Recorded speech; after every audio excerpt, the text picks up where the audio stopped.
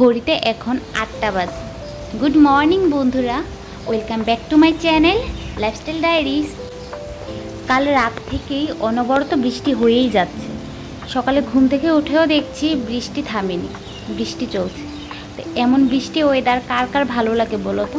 আমার কিন্তু ভীষণ ভালো লাগে। আর এই বছর কিন্তু অনেক বৃষ্টি হয়েছে।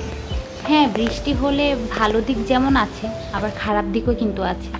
যেমন রাস্তাঘাট একদম কাদা কাদা হয়ে যায়, তখন কিন্তু সবারই চলাফেরা করতে অনেক অসুবিধা পড়তে হয়। ফ্রিজ থেকে এক প্যাকেট দুধ আর ডিমের ঝুড়িটা নিয়ে চলে আসলাম রান্নাঘরে।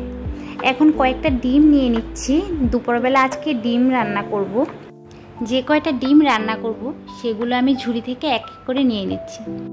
আর বাজার থেকে ডিম আনার পর তেমন ভালো করে ধোয়া হয় না, অনেক সময় ধুয়ে রাখি, আবার অনেক সময় ধুয়ে রাখা হয়ে ওঠে না। তো এখন ডিমগুলোকে ভালো করে ধুয়ে নেব, ধুয়ে তারপর সিদ্ধ বসাবো।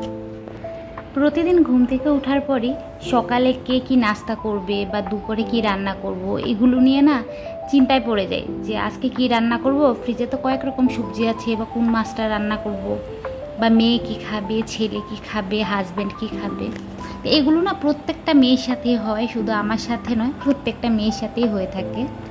আর দুধটা এখন জাল করে নেব, কিন্তু দুধটা দেখলাম যে গলেনি, কারণ বেশিক্ষণ সময় তো আমি নামিয়েও রাখতে পারিনি। তো কিছু হবে না, চুলায় বসালে এমনিই গলে যাবে বরফটা। চুলায় দুধটা জাল হতে থাক। আর আমি 3টা বাটি নিয়ে নিয়েছি, তার মধ্যে কর্নফ্লেক্স নিচ্ছি। তো সকালে এটাই নাস্তা করব, হাজব্যান্ডকে দেবো, মেয়েকে দেবো, আর আমিও খেয়ে নেব। তো কর্নফ্লেক্স নিতে গিয়ে আবার দেখলাম যে কন্টেনারে কর্নফ্লেক্সটা শেষ হয়ে গেছে। তো পরে ঘরে 2টা প্যাকেট ছিল, সেগুলোই আবার কেটে ঢেলে নিচ্ছি। তো এখন আমি সকালে নাস্তাটা রেডি করে নিচ্ছি আমাদের জন্য। সকালে তাড়াহুড়োয় সবসময় তো আর নাস্তা বানানো হয়ে ওঠে না। তো কর্নফ্লেক্সটা যদি ঘরে থাকে তাহলে কিন্তু খুব সহজেই বিকালে নাস্তা বলো বা সকালের নাস্তা বলো, এগুলো কিন্তু অনায়াসে দেওয়া যায়, অত চিন্তা ভাবনা করতে হয় না। তো আজকেও তাই করলাম। আজকে রুটি বা অন্য কোনো নাস্তা খাবো না, শর্টকাট কর্নফ্লেক্সটাই নিয়ে নিচ্ছি। আর এই তো গল্প করতে করতে আমার নাস্তাটাও রেডি হয়ে গেল। এবার খেয়ে আসছি দুপুরের রান্নায়। ডিমগুলো তো অনেক সকালে সিদ্ধ করে রেখেছি। তো ডিমগুলো ঠান্ডাও হয়ে গেছে, আর ফ্রিজ থেকে মশলার বক্সগুলোও নামিয়ে নিলাম। আর আজকে সবজি তেমন কিছু রান্না করব না, এই দেখতেই পাচ্ছ, শুধু টমেটো নিয়েছি আর কয়েকটা রসুন নিয়ে নিয়েছি, সাথে নিয়েছি এক টুকরো আদা আর কয়েকটা পেঁয়াজ। তো এগুলোই কাটাকাটি করে নিচ্ছি। রান্না করাটা কিন্তু একদমই সহজ, বেশি ঝামেলা থাকে না। আর আজকে আমি করব হচ্ছে পেঁয়াজ আর টমেটো দিয়ে ডিমটা ভুনা করব। আর ডিম কিন্তু অনেক রকমভাবেই রান্না করা যায়, যেমন ডিমটা ভেজে রান্না করা যায়, বা পুচ করে রান্না করা যায়, আলু দিয়ে রান্না করা যায়। তো আজকে আর তেমন কিছু আমি করব না, শুধু পেঁয়াজ আর টমেটো দিয়ে ডিমটা রান্না করব। ডিমগুলো যখন আমি সিদ্ধ করেছি তখন কিন্তু আমি লবণ দিয়েই সিদ্ধ করেছি। লবণ দিয়ে সিদ্ধ করলে হচ্ছে ডিমটা খোসা ছাড়ানোর সময় খুব সহজেই খোসাটা ছাড়ানো যায়। কিন্তু তারপরেও দেখছিলাম যে আজকে ডিমগুলো আমি খুব ভালোভাবে খোসাটা ছাড়াতে পারছিলাম না, খোসার সাথে ডিমটা লেগে লেগে থাকছিল, আর ডিমটা দেখতে ডিমের গাটা এবড়ো থেবড়ো হয়ে যাচ্ছিল। তো এইভাবে ডিমটা কিন্তু দেখতে তো এমন একটা ভালো লাগে না, কিন্তু কিছু করার নেই, আজকে এমনটাই হয়ে গেছে। তো যাই হোক, এখন হচ্ছে ডিমগুলো ছোলার পর আমি টমেটোটাও কেটে নেব। আর হচ্ছে এখানে আমি একটু আদা নিয়েছি, পেঁয়াজ কুচি করে নিয়েছি, আর রসুন নিয়েছি। এতটা রসুন আমার লাগবে না, কিন্তু আমি ব্লেন্ডার করে রেখে দেব বক্সে করে, তাহলে অন্য সময় যখন রান্না করব তখন আমার একটু সুবিধা হবে।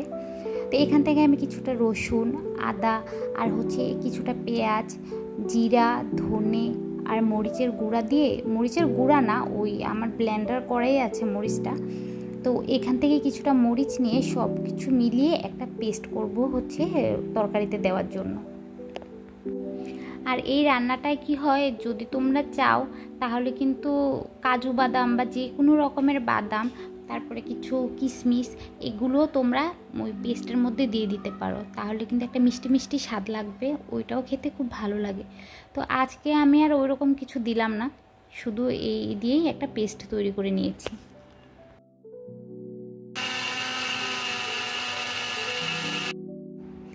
এবার আমি ডিমগুলোকে ভেজে নেব। তো ভেজে নেওয়ার জন্য আমি ডিমের মধ্যে কিছুটা হলুদের গুঁড়া, কিছুটা লবণ, পরিমাণ মতো লবণ দিয়ে ভালো করে মেখে নিয়েছি। তো এবার তেলের মধ্যে আমি এগুলো দিয়ে দিলাম।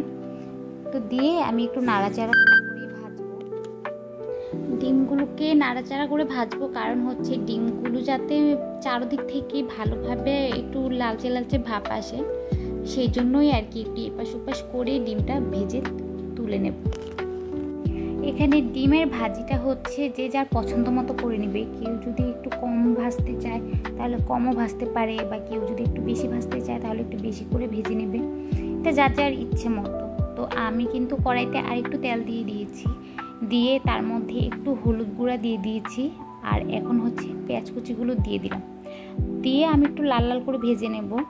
আর প্রথমে আমি হলুদটা দিয়েছি তেলের মধ্যে, কারণ আমার কাছে মনে হয় যে তেলের মধ্যে যদি একটু চিনি বা হচ্ছে হলুদ আগে দেওয়া হয় তাহলে তরকারির কালারটা ভালো আসে। তো এই তো আমার পেঁয়াজগুলোও ভাজা হয়ে গেছে। এখন আমি যে পেস্টটা বানিয়ে রেখেছিলাম তরকারিতে দেওয়ার জন্য, সেই পেস্টটা দিয়ে দিলাম, দিয়ে ভালো মতো কষিয়ে নেব। আর হচ্ছে মশলাটা কষানোর সময় একটু বেশি বেশি করেই নাড়াচাড়া করতে হবে, কারণ মশলাটা কিন্তু নইলে পুড়ে যাবে। আর আমি যেহেতু তেলটাও অনেক বেশি দিইনি, আমার পরিমাণ মতো দিয়েছি, তো সেই ক্ষেত্রেই কিন্তু আমি কিন্তু মশলাটাকে একটু নাড়াচাড়া করেই ভালো মতো ভেজে নেব। আর মশলাটা আমার ভাজা হয়ে গেছে। এখন কিন্তু আমি টমেটোগুলোও দিয়ে দিলাম, আর টমেটোগুলো দিয়ে আমি আরও কিছুক্ষণ ভেজে নেব। টমেটোটা যখন একটু নরম হয়ে যাবে তখন কিন্তু আমি জল দিয়ে দেব ঝোলের জন্য। এবার ঝোল দেওয়া তো হয়েই গেল, আর ঝোলটা ফুটতে থাকুক।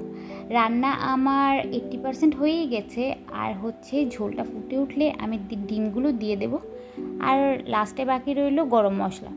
তো এই তো আমার রান্নাটা কমপ্লিট, তোমরা দেখতেই পাচ্ছ। কেমন লেগেছে জানিও। আমি যে অনেক বেশি রান্না করতে পারি তা কিন্তু নয়, আমি যেভাবে ঘরে রান্না করি ঘরোয়া মশলা দিয়ে, তো সে তেমন করেই হচ্ছে আমি তোমাদের সাথে আমার রান্নাগুলো শেয়ার করি। আশা করছি যে তোমাদের ভালোই লাগবে আমার ব্লগটি দেখতে। তো যদি ভালো লাগে তোমরা কিন্তু চ্যানেলটিকে সাবস্ক্রাইব করে দিতে পারো। আজ এই পর্যন্তই, ভালো থেকো সবাই।